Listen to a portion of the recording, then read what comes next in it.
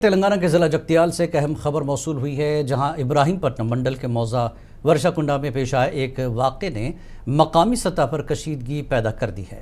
इतलात के मुताबिक आज दिन तकरीबन 9 बजे बैल के गोश्त को फ़रोख्त के दौरान मोहम्मद इकबाल कुरैशी और उनके कमसिन बेटे मोहम्मद अनस कुरैशी पर कुछ अफराद ने हमला कर दिया, जिसमें अनस कुरैशी ज़ख्मी हो गया और उनका हाथ फ्रैक्चर हो गया। पुलिस ज़राए के मुताबिक हमलावरों ने बाप बेटे को रोककर मारपीट की और धमकियाँ दी।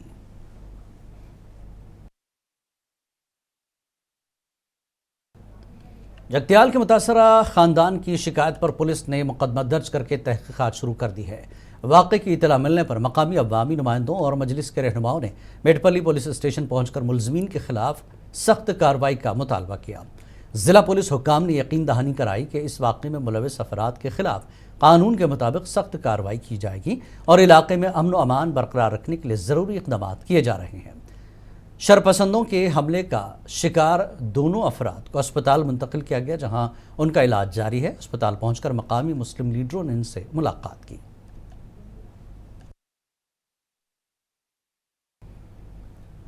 पूरे यादाद्री भोंगीर ज़िले में चिकन शॉप्स बंद रहीं। यह हड़ताल चिकन शॉप मालिकान कर रहे हैं। मुनाफे के मार्जिन में कमी के खिलाफ बतौर एहतजाज दुकानें बंद रखी गई हैं। ज़िला चिकन सेंटर्स के सदर शेख मीरा चौधरी और दीगर अराकीन ने बताया कि पहले दिए जाने वाले 1.8% मार्जिन को कम करने के बायस कारोबार नुकसान हो रहा है। इनके मुताबिक ट्रांसपोर्ट अखराजात, दुकानों के किराए और मुलाजमीन के तनख्वाहों के बाद इन्हें कोई मुनासिब मुनाफा हासिल नहीं हो रहा।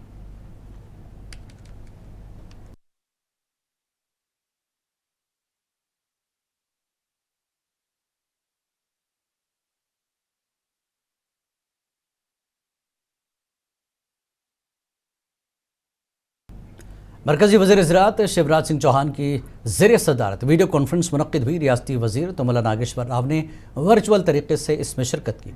इजलास के दौरान रियासती वज़ीर ज़राअत तुमला ने मरकजी वज़ीर को बताया कि किसानों की रजिस्ट्रेशन के अमल में रियासत ने 112% तक कामयाबी हासिल की, जिस पर मरकजी वज़ीर ने रियासती हुकूमत की कारकर्दगी को सराहा।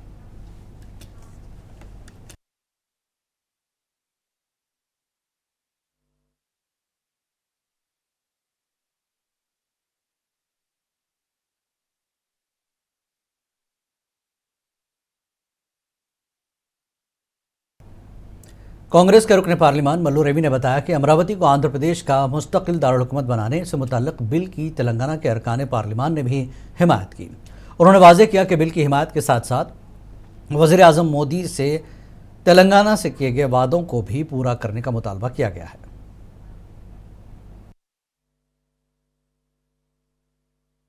Andhra Pradesh Reorganization Act 30 came in the parliament. The bill was about making the Amaravati as permanent capital of Andhra Pradesh. For this, Telangana all MPs supported this bill of Amaravati capital. At the same time, I also spoke, I told I supported, and again I requested the Honorable Prime Minister to take up the promises done to Telangana also. Main promises are IIM, then naming one of the irrigation project, a national irrigation project, that is Palamuru and Rangareddy, and also taking up steel factory. All these projects are pending. As you are supporting the Amaravati for Andhra Pradesh, I requested Honorable Prime Minister to take up this, and I also requested the ministers from Telangana to take up all these issues and get them done. Andhra Pradesh reorganisation bill और अमरावती को दारुल-हुकूमत बनाने के मामले पर सियासी बयानबाजी में शिद्दत आ गई है। कांग्रेस के रुकने पार्लिमान चामला किरण कुमार रेड्डी ने बीजेपी लीडर किशन रेड्डी के बयान पर रद्दमल जाहिर किया।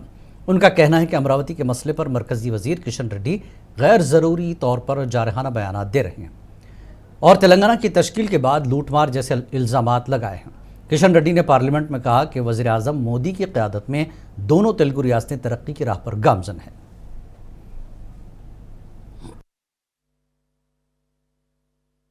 किशन रेड्डी जी आज एपी रीऑर्गेनाइजेशन बिल के ऊपर जो अमरावती का चर्चे पे, कैपिटल सिटी अमरावती बनाने के चर्चे पे वो बात किया है।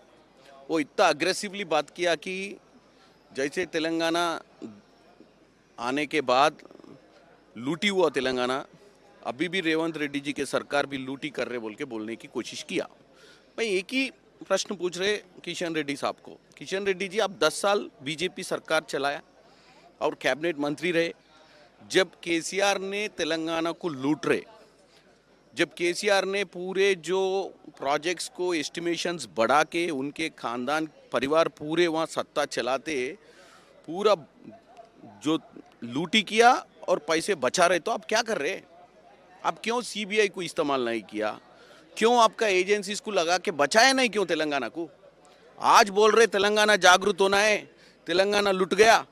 अभी आप इतना आवेश से बात कर रहे हाउस के अंदर, यही सोच अगर आपके पास रहते तो आप ही मुख्यमंत्री बनते थे, लेकिन आपको लोग चुना नहीं, आप अध्यक्ष भी रह चुका है बीजेपी में। सिर्फ आप स्क्रिप्ट जो बीआरएस देता है वही पढ़ता है आप लोकसभा में या बाहर, क्योंकि अभी बीआरएस का कोई सदस्य हाउस में नहीं है, उनके वकालत आप ले रहे। अगर आप तेलंगाना को बचाना है, तेलंगाना जो आने के बाद जो एक्सेस बजट स्टेट था वो डेप्ट रिडन स्टेट कैसे बन गया? क्योंकि आप लोग जो दिल्ली में बैठ के उस टाइम आप सिर्फ एक ऑडियंस की तरह देख रहे, कुछ नहीं किया तेलंगाना के लिए। अभी भी बोल रहे कम से कम अभी एक काम करो, अभी रेवंत रेड्डी जी हर बार दिल्ली आके RRR मेट्रो फेज 2 और मूसी रिजनोवेशन और फ्यूचर सिटी 4th सिटी बनाने की कोशिश कर रहे, हर घर का नौकरी देने के लिए। आप कितना कोशिश कर रहे इधर आपके प्रधानमंत्री से बात करके तेलंगाना के लिए फंड्स लेके आने को? वो बात करने नहीं आता। आप पॉलिटिकली तेलंगाना लोगों को घुमाने के लिए आप तेलुगु में बात करके आपका ताकत दिखाना चाहता है या आपका सोच दिखाना चाहता है, मेरे को समझ में नहीं आया। किशन रेड्डी जी आप डबल स्टैंडर्ड आदमी है और आप जो है मैच फिक्सिंग बंदा है, ये पूरा तेलंगाना लोग को मालूम है। आगे कुछ ना कुछ बदलो, जागृति के लिए आप भी काम करो, कम से कम आपकी पार्टी की तरफ लोग देखते हों, ये नहीं कि मैच फिक्सिंग करके 8 सीट जीतना बड़ी। मगरबी बंगाल असेंबली इंतखाबात के पेश नज़र सियासी सरगर्मियाँ तेज़ हो गई हैं। AIMIM के सदर असदुद्दीन अवैसी ने बंगाल के मुर्शिदाबाद इलाके में इंतखाबी मुहिम में हिस्सा लिया। इस दौरान असदुद्दीन अवैसी ने मुर्शिदाबाद में इंतखाबी जलसे से खिताब किया। अपने खिताब के दौरान उन्होंने बीजेपी और TMC पर तनकीद की और कहा कि हम कमज़ोर तबकात की आवाज़ बनेंगे।